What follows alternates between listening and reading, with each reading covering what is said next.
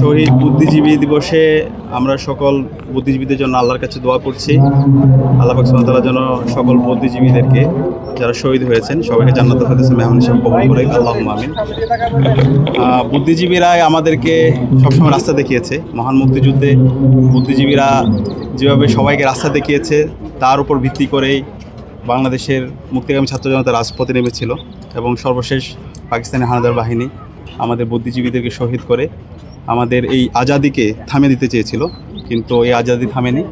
আমরা আমাদের নতুন ভূখণ্ড পেয়েছি, স্বাধীন ভূখণ্ড পেয়েছি। সুতরাং আমাদের এই শহীদরা আমাদের এই জাতির শ্রেষ্ঠ সন্তান, বুদ্ধিজীবীরা আমাদের শ্রেষ্ঠ সন্তান।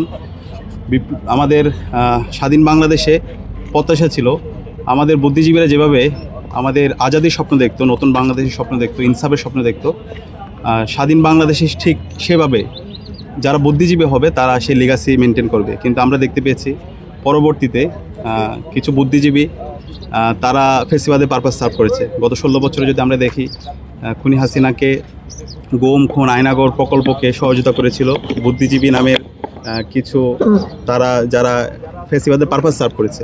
তো আমরা আশা রাখবে, আমাদের আশা থাকবে বুদ্ধিজীবীরা সবসময় দেশের মাটি ও মানুষকে ধারণ করবে, দেশের স্বাধীনতা, সার্বভৌমত্ব, অখণ্ডতাকে ধারণ করবে এবং দেশের জন্য, ইনসাফের জন্য সবসময় কথা বলবে। দেখেন, আমি বাংলাদেশ ইসলামী ছাত্র শিবিরের দায়িত্বে আছি।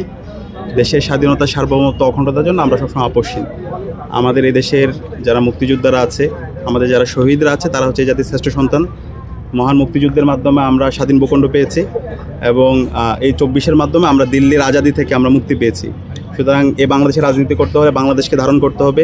বাংলাদেশপন্থী যারা আছে তারা এই বাংলাদেশের রাজনীতি করবে এবং এই স্বাধীন বাংলাদেশে আমরা সবাইকে নিয়ে একসাথে, বাংলাদেশপন্থী আমরা যারা আছি সবাই একসাথে আমরা স্বাধীন বাংলাদেশ বিনির্মাণ করব।